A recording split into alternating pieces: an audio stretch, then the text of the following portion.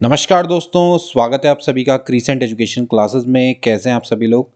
उम्मीद करते हैं सभी लोग स्वस्थ होंगे और अच्छी प्रिपरेशन आपकी चल रही होगी। हमारी भी दोस्तों विशेष सीरीज चल रही है उत्तराखंड एलटी की, जिसमें दोस्तों अभी हम आपको एकेडमिक एप्टीट्यूड करवा रहे हैं। फर्स्ट पार्ट की दोस्तों हम आपको प्रिपरेशन करवा रहे हैं। टॉपिक वाइज आपको कंटेंट हम यहाँ पर प्रोवाइड करवा रहे हैं। आज हम पढ़ेंगे शैक्षिक विचारक और उनकी शैक्षणिक अवधारणाओं में गिज्जू भाई के बारे में। तो चलिए दोस्तों आज की क्लास को शुरू करेंगे। दोस्तों आज हम पढ़ने वाले हैं शैक्षिक विचारक और उनकी शैक्षणिक अवधारणाओं में गिज्जू भाई के बारे में। तो चलिए दोस्तों आज की क्लास को शुरू करेंगे। सबसे पहले दोस्तों हम जानेंगे गिज्जू भाई कौन है। दोस्तों गिज्जू भाई का पूरा नाम है गिज्जू भाई बधेका और दोस्तों ये प्रमुख भारतीय शिक्षक थे। और शिक्षा में दोस्तों अगर इनके दर्शन की बात करी जाए तो उन्होंने हमेशा दोस्तों जो बाल केंद्रित शिक्षा है उसी पर ही जोर दिया है। इनका मानना था कि जो शिक्षा है वो बच्चों की रुचियां, उनकी जरूरत और उनकी क्षमताओं पर आधारित होनी चाहिए। यानी कि पूरी तरह से दोस्तों ये शिक्षा के मनोवैज्ञानिक सिद्धांत पर दोस्तों बात करते हैं। और शिक्षक की भूमिका केवल जानकारी प्रदान करने वाला नहीं होना चाहिए, जबकि शिक्षा को सुविधाजनक बनाने वाला वो होना चाहिए। शिक्षा के महत्व पर दोस्तों इन्होंने बल देते हुए कहा था कि शिक्षा के द्वारा बच्चे का समग्र रूप से विकास होना चाहिए, चाहे वो शारीरिक हो, चाहे वो भावनात्मक हो, चाहे वो सामाजिक विकास हो। गिज्जू भाई का एक कथन जो कि काफी महत्वपूर्ण है, इसको आप ध्यान रखेंगे। मेरे छात्रों को मेरा आदेश है कि घोड़ों के अस्तबल जैसी धूल भरी इन शालाओं को जमींदोज कर दो। मारपीट और भय दिखाने वाले इन बाल कत्लखानों की नींवों को बारूद भरकर उड़ा दो, इन्हें नेस्तानाबूद कर दो। My order to my student is to raise these dusty schools like horse stables to the ground, blow up the foundations of these child slaughterhouses that shows violence and fear by filling them with gunpowder, destroy them. सबसे पहले गिज्जू भाई के जीवनी के बारे में जानेंगे। इनका पूरा नाम गिरिजा शंकर बधेका था। अन्य नाम दोस्तों इनके हैं गिज्जू भाई बधेका, मोछाई माँ, मूछों वाली माँ के नाम से भी दोस्तों इनको जाना जाता है। बच्चों का गांधी, बाल शिक्षा का सूत्रधार भी इनको माना जाता है। इनका जन्म 15 नवंबर 1885 को गुजरात के चित्तल नामक स्थान पे हुआ था। पेशे से दोस्तों ये वकील थे और हाईकोर्ट में दोस्तों उस समय पर कार्यरत थे।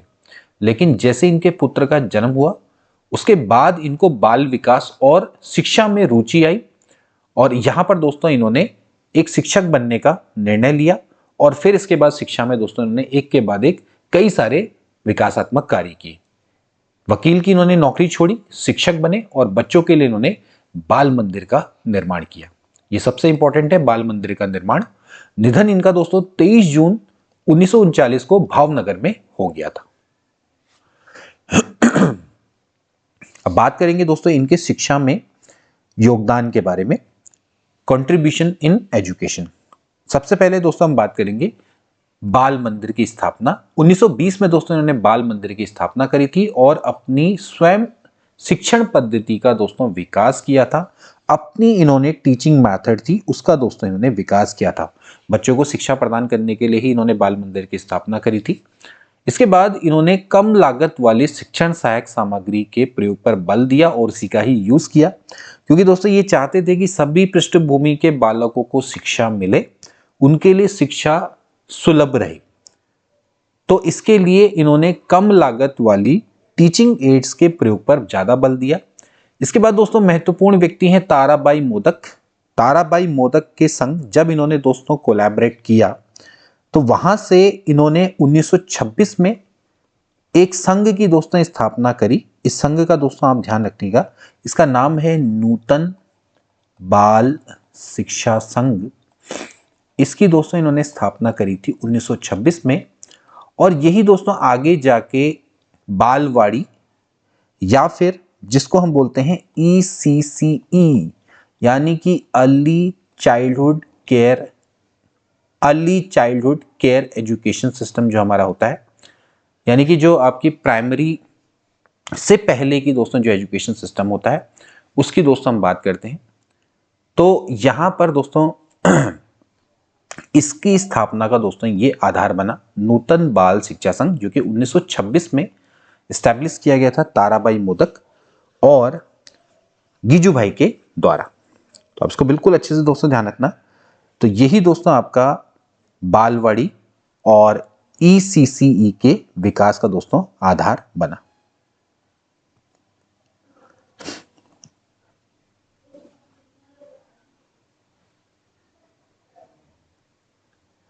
इसके बाद भारत में पूर्व प्राथमिक शिक्षा का परिचय भी दोस्तों इनके द्वारा दिया गया, यानी कि इनके द्वारा ही दोस्तों जो पूर्व प्राथमिक शिक्षा है उसको शुरुआत करने का श्रेय जाता है बालवाड़ी के माध्यम से। इसके बाद मॉन्टेसरी शिक्षा पद्धति, इसका भी श्रेय इन्हीं को ही जाता है। भारत के लोगों के लिए दोस्तों इन्होंने मॉन्टेसरी शिक्षण पद्धति की शुरुआत करी थी। इनको मूंछों वाली माँ या मुस्टैच मदर ऑफ ईसीसीई के नाम से भी दोस्तों जाना जाता है, क्योंकि मैंने आप पहले बताया कि प्रारंभिक बाल देखभाल और शिक्षा यानी कि early childhood care and education, इसी का दोस्तों ये सूत्रधार है। तो इसलिए इनको, क्योंकि इनकी मूछें थी, तो मूछों वाली माँ के नाम से इनको संबोधित किया जाता है। बच्चों के लिए इन्होंने कई सारे अभियान चलाए। इनके ज्यादातर अभियान दोस्तों थे वो थे राजस्थान, गुजरात, महाराष्ट्र, मध्य प्रदेश, इन क्षेत्रों में दोस्तों इनके अभियान चले। तो आपने इसको अच्छे से याद करना है। अब बात करेंगे दोस्तों इनके लेखन कार्य की। लेखन कार्य में दोस्तों ये बहुत एक विपुल लेखक थे और उन्होंने 100 से अधिक दोस्तों पुस्तकें लिखी थी। इनमें पुस्तकों के जो विषय हुआ करते थे वो ज्यादातर बाल विकास से संबंधित थे, यानी कि चाइल्ड डेवलपमेंट। इसके बाद एजुकेशन से संबंधित भी इनकी काफी सारी बुक्स आई। इसके अलावा ट्रैवल और ह्यूमर से संबंधित भी दोस्तों इनकी बुक्स थी। ज्यादातर ये आपके 4 विषयों पर केंद्रित इन्होंने बुक्स लिखी हैं। इनमें सबसे प्रसिद्ध दोस्तों इनकी पुस्तक है, उसका नाम है दिवा स्वप्न। 1931 में दोस्तों ये फेमस बुक आई थी। दिवा स्वप्न में दोस्तों इन्होंने बताया है कि कैसे बालक अपने दिवा स्वप्न में रहना चाहते हैं, डे ड्रीमिंग करते हैं, जहां पर उनको पूरी तरह से आज़ादी होती है कि वो जो चाहे वो करना चाहें। पेड़ में चढ़ना है पेड़ में चढ़ो, खेलना कूदना है खेलो कूदो, नदियों में तैरना है वहां पर तैरो। तो दिवा स्वप्न में की इन्होंने बात करी है। वहां पर इन्होंने अपने एक्सपीरियंस के बारे में बताया है। तो अपने अनुभवों के बारे में दोस्तों इन्होंने लिखा है। अपने अनुभव के माध्यम से दोस्तों इन्होंने बताया है दिवा स्वप्न के बारे में कि कैसे बच्चे अनुभव से सीखते हैं और कैसे वो बढ़ते हैं, कैसे वो विकसित होते हैं। इसके बाद कहानी, कविताएं और गीत भी इन्होंने दोस्तों लिखे हैं, क्योंकि ये हमेशा से दोस्तों मानते थे कि कहानियां, कविताएं और गीत माध्यम होता है शिक्षा का।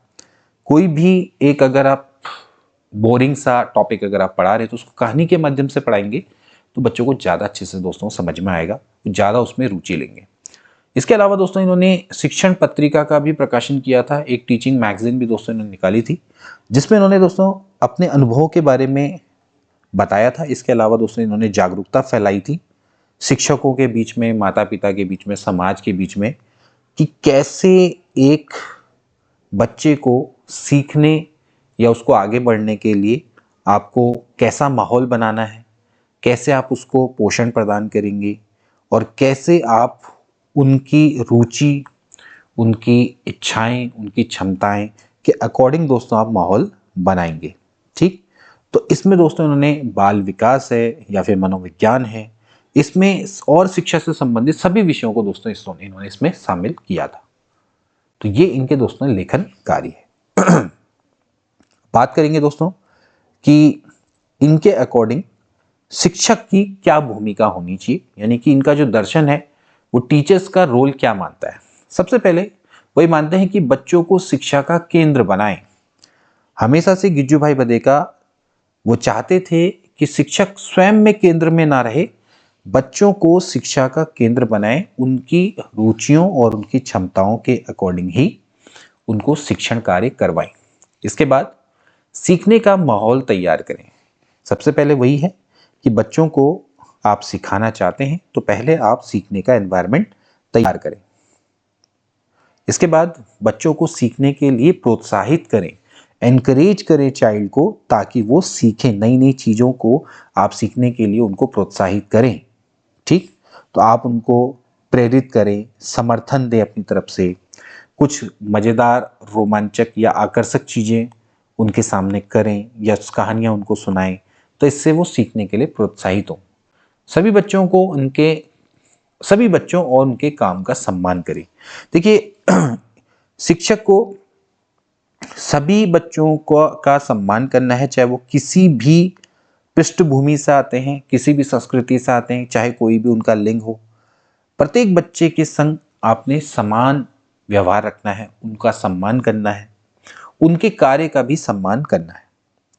इसके बाद सीखने की सामग्री का परिचय दें। बेसिकली इसको बोलते हैं इंट्रोड्यूस लर्निंग मटेरियल, यानी कि आपको शिक्षण सामग्री का परिचय इंट्रोड्यूस करना चाहिए, क्योंकि जब आप शिक्षण सामग्री आप बच्चों के सामने दिखाते हैं तो फिर उस केस में क्या होता है कि बच्चे थोड़ा उसकी ओर को स्टिमुलेटेड होते हैं, आकर्षित होते हैं और उनका पढ़ाई में ध्यान बढ़ता है, उनका इंटरेस्ट आता है टीचिंग में। और इसके अलावा दोस्तों आपकी जो टीचिंग है वो भी क्रिएटिव होती है। तो आप हमेशा शिक्षण सहायक सामग्री का प्रयोग करें। ठीक, उससे आपका जो शिक्षक है इसकी भूमिका इस तरह से होनी चाहिए, इसके बारे में इन्होंने बताया। ठीक, अब बात करेंगे कि इनके अकॉर्डिंग शिक्षण विधियां कैसी होनी चाहिए। ठीक है ना, तो शिक्षण विधियां इन्होंने कैसी कैसी बताई है दोस्तों, इसके बारे में जानेंगे। देखिए बदेगा का ये मानना था कि जो हमारी शिक्षण विधियां हैं वो दैनिक जीवन के अनुभव पर आधारित होनी चाहिए, यानी कि डेली लाइफ एक्सपीरियंस के अकॉर्डिंग होनी चाहिए। ठीक है ना, तो बच्चे का दैनिक जीवन में अनुभव के रूप में ही दोस्तों ये होनी चाहिए। इसके बाद कहानी सुनाने की विधि।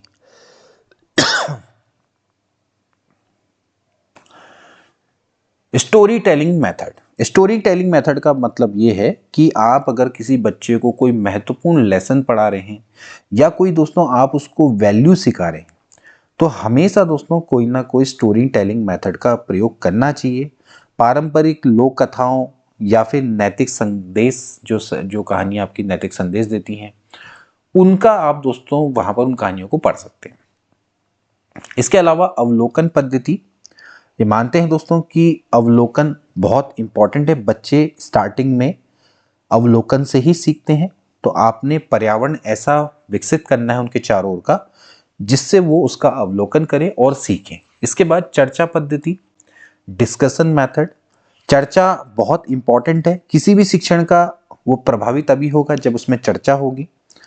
तो बालक है उसको प्रोत्साहित करें ताकि वो अपना चर्चा कर सके, अपने राय और विचार विमर्श रख सके।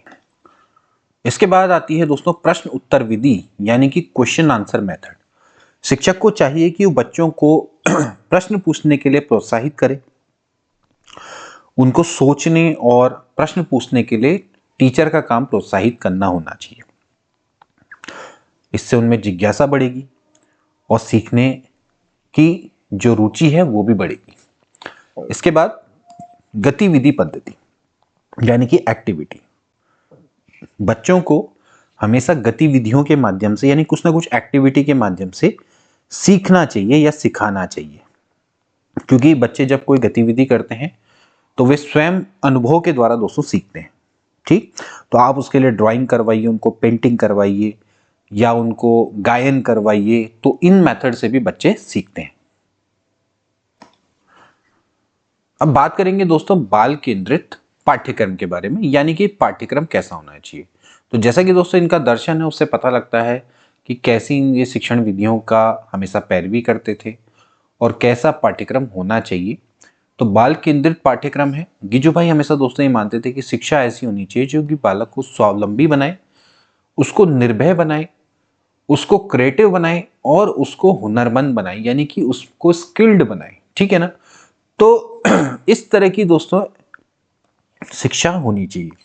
तो इसके लिए इन्होंने पाठ्यक्रम भी इसी तरह से बनाया कि बाल केंद्रित पाठ्यक्रम होना चाहिए। बाल केंद्रित पाठ्यक्रम में क्या क्या चाहिए? सबसे पहले आप मातृभाषा में ही शिक्षण दें। जब प्रारंभिक में मातृभाषा शिक्षण पद्धति ही सबसे इंपॉर्टेंट है, किसी अन्य लैंग्वेज से शिक्षण ना दे। इसके अलावा काव्य शिक्षण, पोएट्री टीचिंग भी दोस्तों होनी चाहिए, क्योंकि लोकगीतों के माध्यम से ही आप काव्य शिक्षण को स्टार्ट कर सकते हैं। ठीक, और इससे आपका क्या होता है कि बच्चे के सामने जो भी विषय वस्तु है बहुत अच्छे से प्रेजेंट होती है। ठीक, इसके अलावा व्याकरण शिक्षण भी होना चाहिए, लेकिन व्याकरण शिक्षण भाषा शिक्षण से अलग होना चाहिए। हालांकि कई लोग क्या करते हैं, भाषा शिक्षण का एक भाग मानते हैं, तो इसके लिए अलग अलग वादन होनी चाहिए, ग्रामर टीचिंग। इसके अलावा इतिहास और भूगोल का शिक्षण, इतिहास और भूगोल का शिक्षण भी दोस्तों आपका, जब इतिहास आप पढ़ा रहे हैं तो वहां पर स्टोरी टेलिंग मेथड का प्रयोग करें। जैसे आप इतिहास में कोई घटनाक्रम बता रहे हैं तो वहां पर आप उसका जो आपका मेन आप पढ़ाने चाह रहे हो उससे संबंधित आप स्टोरी जरूर बताएं, जिससे कि बच्चों में जिज्ञासा जगे। भूगोल जब आप पढ़ा रहे हैं तो आप मानचित्र का प्रयोग करें, ग्लोब का प्रयोग करें। इसके अलावा बच्चों को चित्रकला शिक्षण करवाएं। चित्रकला शिक्षण में दोस्तों आप उनको कोई चित्र देने के लिए, बनाने के लिए, चाहे उसका नाम बोल दे या फिर बच्चों के सामने रख दे, जिससे बच्चे उसको देखें, अवलोकन करें और चित्रकला बनाएं, क्रिएटिविटी उनके अंदर आए। इसके बाद धार्मिक शिक्षा, धार्मिक शिक्षा में ये मानते हैं दोस्तों कि जो बालक है उनकी पाठ्य पुस्तकों में आप महान पुरुष या फिर ईश्वरों के चित्र, जो हमारे भगवान हैं उनके चित्र रखें। इसके अलावा उनके जीवन के प्रसंगों पर कथाएं होनी चाहिए। ठीक है, जिससे कि बच्चे उन चीजों को समझें। ओके, तो ये सब चीजें धार्मिक शिक्षा के अंतर्गत आती हैं। इसके अलावा खेलकूद के मानते थे कि बच्चों को हमेशा टाइम टू टाइम उनका शारीरिक विकास की आवश्यकता है, स्पोर्ट्स जरूर है करवाना। ठीक है, तो बच्चों के लिए खेलना कूदना बहुत इंपॉर्टेंट है। ठीक, तो बालकों को खेलने कूदने की पूरी आजादी मिलनी चाहिए। अब बात करेंगे दोस्तों इनके अनुशासन के बारे में, क्या इनके दर्शन है। सबसे पहले स्वतंत्रता का अधिकार, यानी कि राइट टू फ्रीडम। बेसिकली दोस्तों ये मानते थे कि बच्चों को स्वतंत्रता का अधिकार होना चाहिए, कोई कड़े कायदे नियम इन पर थोपे नहीं जाने चाहिए। तो बेसिकली स्वतंत्रता का अधिकार ये देना चाहते थे। इसके बाद शारीरिक दंड का विरोध, यानी कि अपोज टू कॉर्पोरल पनिशमेंट। तो देखिए कोई भी आपको शारीरिक दंड नहीं देना है, क्योंकि इससे बच्चे का विकास रुक सकता है, ये उसके विकास के लिए हानिकारक है। तो ये मानते थे कि शारीरिक दंड नहीं देना चाहिए। प्रेम और सहानुभूति के माध्यम से सीखना, learning through love and sympathy. ये मानते थे कि अगर सिखाना है बालक को तो प्रेम और सहानुभूति के माध्यम से ही वो सीख सकता है, और प्रेम और सहानुभूति के माध्यम से सीखना ही संभव है, अदरवाइज संभव नहीं है। भय और दंड से कभी भी बालक नहीं सीख सकता। इसके बाद आत्म अनुशासन, सेल्फ डिसिप्लिन। इनका मानना था कि बच्चों में सेल्फ डिसिप्लिन लाने की कोशिश करें, उनके व्यवहार और उनके कार्यों को रेगुलेट करें, तब जाके उनमें सेल्फ डिसिप्लिन आएगा। इसके अलावा आत्मनियंत्रण, यानी कि सेल्फ कंट्रोल। आत्मनियंत्रण भी दोस्तों अनुशासन का एक बहुत महत्वपूर्ण भाग है। और विभिन्न बच्चों को गतिविधियां करवाएं और उनको कई सारे एक्सपीरियंस दें, जिससे कि उनमें आत्मनियंत्रण नामक गुण का विकास हो सके।